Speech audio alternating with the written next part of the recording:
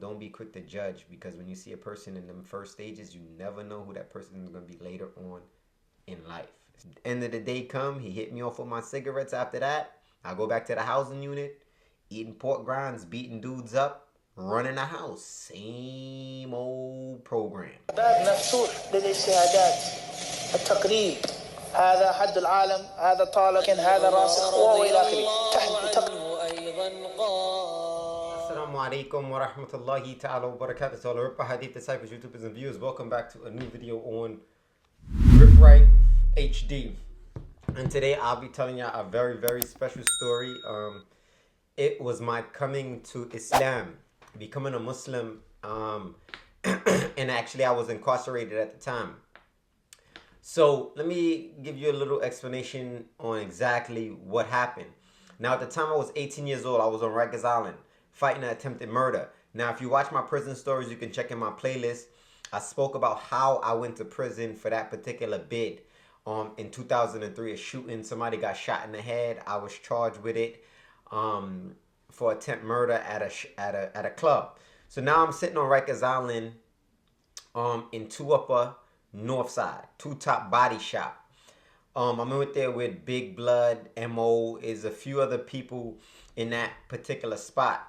Now, months go by, I bounce from 𝗥𝗚𝗣𝗦 to 2 Main to 𝗥𝗚𝗣𝗦 to 2 Main, signing in the school, getting switched from upper to main, the housing units. But at this time, I'm getting my weight up crazy, what we call it, meaning I was getting known for violence and holding mine, you know. Okay, so a young dude came in. We all around the same age. He was from Flatbush. His name was Muppet. Shout out to Muppet. He was in 1 Main at the time. So whatever have you, me and Muppet became mad close, because when I was going on the school floor, you know, I used to go into Muppet's classroom to where that house was at, which was 1 Main, and I used to play chess with the teacher. Me and Muppet used to chill, and we started getting a crazy bond. All right, so boom. In the meantime, in between time, they stopped cigarettes on Rikers Island. At one time, the adults used to be able to buy cigarettes. We used to get the cigarettes from the adults. Then they stopped cigarettes in general. So the police officers started to bring in cigarettes, and they started giving them to the prisoners, and the prisoners started to sell the cigarettes for an exuberant amount of money, because you couldn't get them. So you was paying $20 for a whole pack of Newports, sometimes $7, $8 for 1 cigarette. So at the time, I'm not really a weed smoker, but I'm heavy indulgent into cigarettes. I used to smoke cigarettes all of the time. So my sister, she's married at the time to basically my brother-in-law, but he's locked up. So he's on Rikers Island with me, and he kind of got his weight up. He's in the adults. I'm in the adolescents. We're in the same building, C-74, Adolescents at War. So I hit my sister up like, yo, I need to make some bread. And I also need to be smoking. You know, because we used to buy cigarettes from the adults, buy cigarettes from whoever had it, whoever was getting it sneaked in. So I was like, yo, I need you to sneak me in $20 on the visiting floor. You know, it's contraband. I'm going to get it, bring it back. I'm going to buy a pack of cigarettes. I'm going to sell 5, 6 of them. Then I'm going to smoke the rest. And then I'm going to use the 5 or 6 that I sold to buy more packs, and then eventually start flipping. So she like, nah, I ain't bringing nothing on that visiting floor. And then she gonna jeopardize her situation with her husband. She like, yo, my husband got a dude in there that he's the man. So I'm like, yeah, so plug me in. So she like, say that. She plugs me in. But I don't know she plugs me in yet. So one day I'm sitting, mind you, at this time, I have 𝗥𝗚𝗣𝗦𝗧𝗜𝗢𝗏 North Side. Top Body Shop is my house. I'm running it with another cat in there from Queens. He was Crip, named SP. He did some foolery, and I ended up dusting him. However, and we let him live like but long story short, we're going to get into that as well. So he got half of the crib, I got half of the crib. It's ours. Like, we doing whatever we want to do. I'm lit at this time. Miss Feliciano, I'll never forget her name. She was a police officer. She called me. She's like, Mr. Nesbitt. I'll go to the gate. I'm like, yo, what's up, Feliciano? She's like, yo, the imam wants to see you. So I'm lost. I'm like, imam, what's that? At this time, I'm 18. Never knew a Muslim, never seen a Muslim, or wasn't aware that I seen a Muslim. And I'm from Brooklyn, you know? So she like, oh, it's a religious leader. Go down here, right by the gym, and you make this left turn, and, you know, the office is over there. So, mind you, the gym, I used to be able to go to the gym a lot because we used to play basketball with the police officers, Smalls and them, and it was a dope little setup. So, I had no idea they had a mosque and all of that stuff. All I knew about was that the church that was there. So, when I went down there, I seen a dude with one of these on, kufi. Ask me how I don't know what's a kufi in 2003. And I'm 18 years old.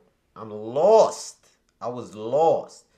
You know me, I come down there, I see a dude, kufi, I see a chain, a law chain, silver joint. And he like, yo, you Keisha brother? Blah, blah, blah. I'm like, yeah. So he like, yo, come with me. We went into the imam's office. So now this guy, his name was Muhammad. He like, yo, my name Muhammad. I'm your sister's husband's homeboy. You know what I'm saying? I got you. He brought me into the imam's office, which is the outside religious leader. They asked me, oh, you need anything? They had a big locker full of like clothes and things like that. But like I told you, my weight is up. I'm running my housing unit. I'm like, I'm good. They're like, oh, you need a call? I'm like, yeah, let me call my sister. So I hit 9 and I dialed the number and it went straight to her. And I was like, yeah, I met up with Muhammad, you know. And she was like, all right, good, cool, blah, blah, blah. So long story short, you know, the outside imam don't know what Muhammad got going on. But Muhammad is the inside, basically, imam, the prisoner. So Muhammad tell me like, yo, listen, bro. Come down here Monday, Tuesday, Wednesday, and Fridays at 1 o'clock. I'm like, all right, he like, and I'm going to hit your hand. Okay? So I'm like, say that. So I comes down there. You know what I got? I got the braids going on. I got the gold teeth. They was calling me Cash Money. I got the 6 at the top, 6 at the bottom. I'm coming down there with the all NBA jeans on. You know, with all of the NBA logos on it. NBA jersey. We fly G units on. That's what we had it all when we was on Rikers Island as adolescents. If somebody came in with something, I wanted it, but I never used to be on it like that. But, basically people going home, it's just like recycle, you just getting new stuff. So boom, I'm coming down there on straight hood time. So when I come in the first day, I go into the mosque, but I see people in there deep. I mean, this was a regular Monday. I never seen it like that except for at that time when I had accepted Islam. It was people every single way. It was almost like it was Jumu'ah.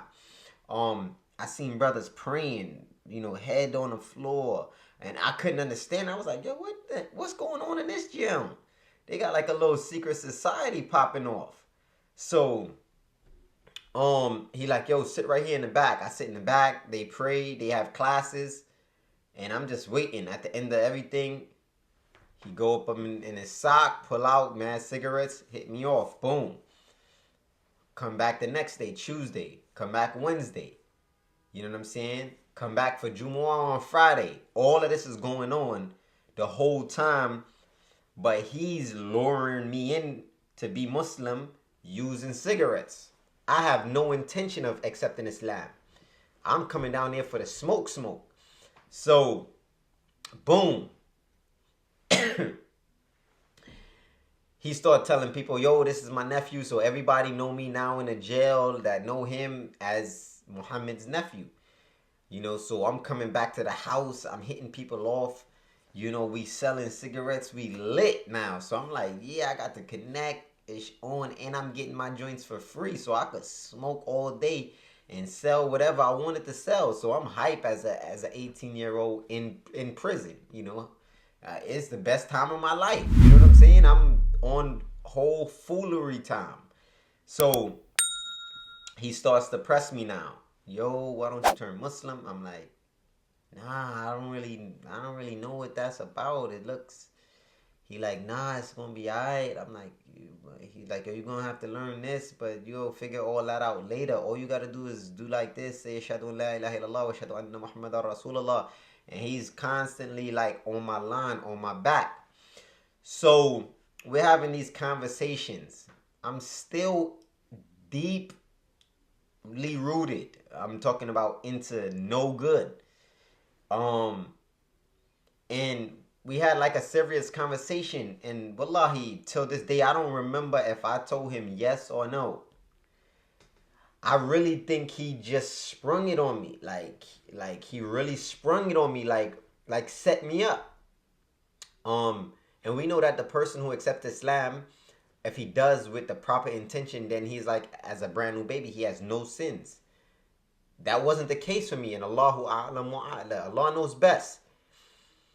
Because I was duped. So I come to one of the classes. I'm chilling. I'm in the back. I used to fall asleep. He used to wake me up at the end. You know, all kind of stuff used to go on.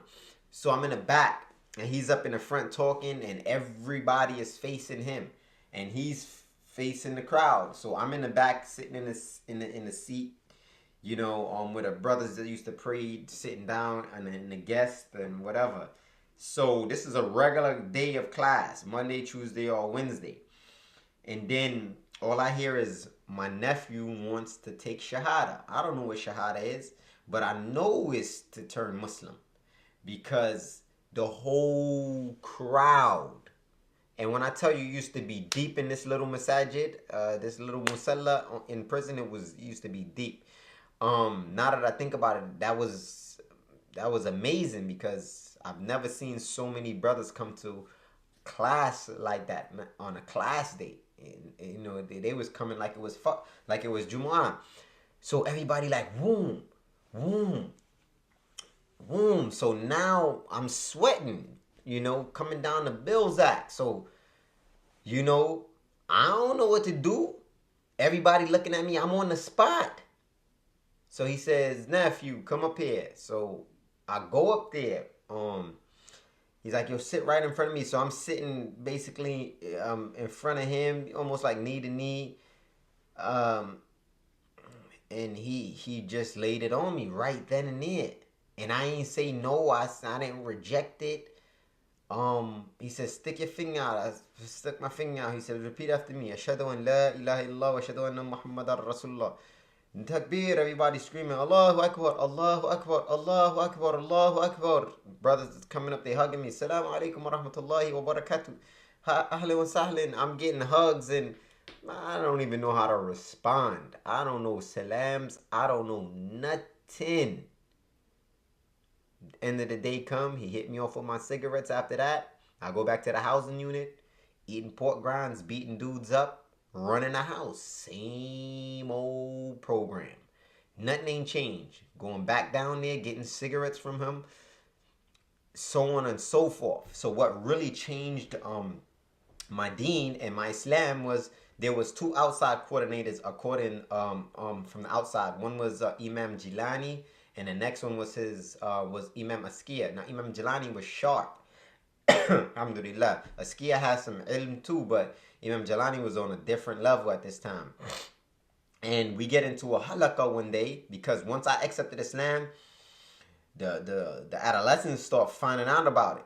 But it wasn't like one of those things like, oh, yeah, son turned Muslim because he was scared. Because I never knew about accepting Islam because you shook Daddy Kane. You know what I'm saying? I seen a lot of Crips come in. I seen a lot of Bloods come in. I seen a lot of people scared and accepted Islam later on. So I understood why at one time I was being attacked, because they thought I was actually some ex-gang member hiding behind a kufi or scared. So it wasn't a big thing when I turned Muslim, because I was putting in poison. They knew that. You know what I'm saying? So when I turned Muslim, my boy found out. So another dude named Mustafa that was born Muslim came to his house. So my boy ended up turning Muslim. And then him and Mustafa, who I was talking about, Muppet, and one main, they started learning Quran, learning Hadith, learning this, learning that. And unbeknownst to me, I don't know what's going on. I'm still, like I told you, duffing dudes out eating pork rinds. So one day they put us in a halaqah. And Imam Jalani like, yo, no, it's time. Everybody here should know Al-Fatiha, kada wa kada wa kada. I don't know what that is. I'm chilling. So that's the opening of the Quran. The first surah you should learn. You know what I'm saying? So I'm like, all right. They going around in a circle. Alhamdulillahi Rabbil Alameen Ar-Rahman Ar-Rahim Maliki Yawmiddin. Everybody, boom, boom, boom, boom. Some people fumbling, some people know it, some people don't know it. Yo, they come to me, I don't know it.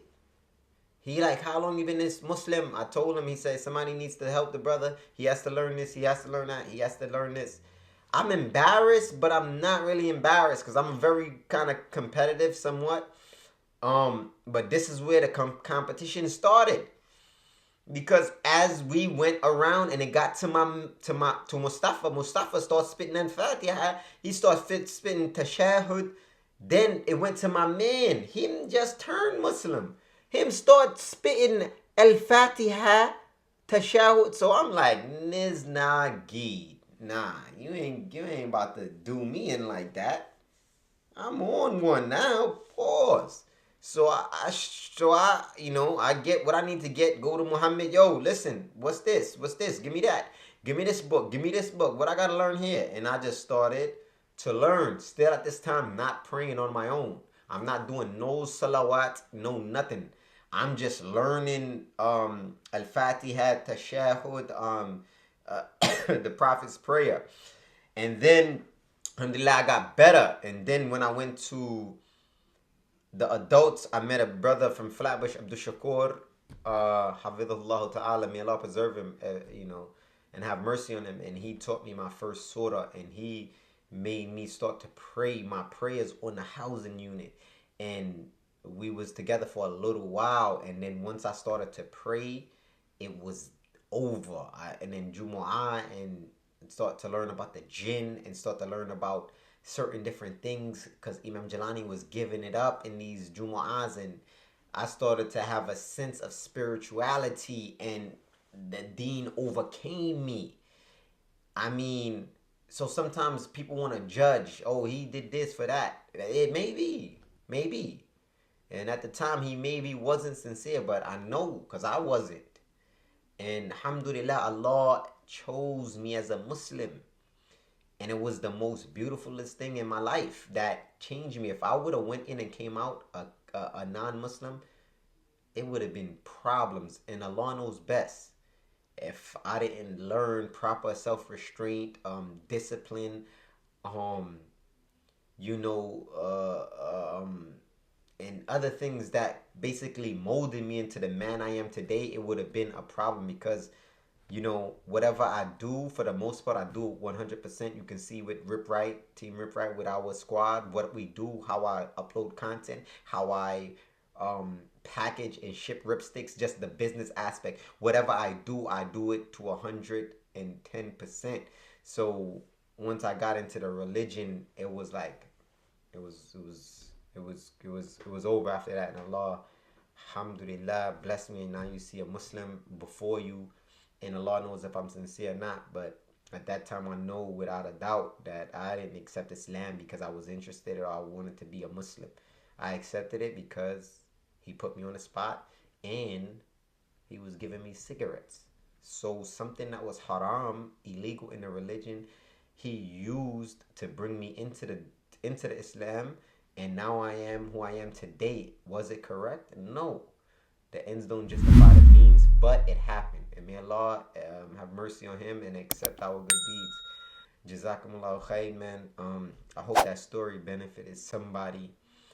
Don't be quick to judge, because when you see a person in the first stages, you never know who that person is going to be later on in life. Stay tuned. Stay rip. Six pack. Big back.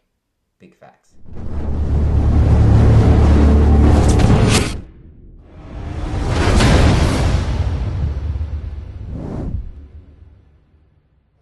Indeed, in the body, literal translation, is a lump of flesh, a piece of meat. إِذَا صَلَحَتْ صَلَحَ الْجَسَدُ كُلُّهُ. And when that lump of flesh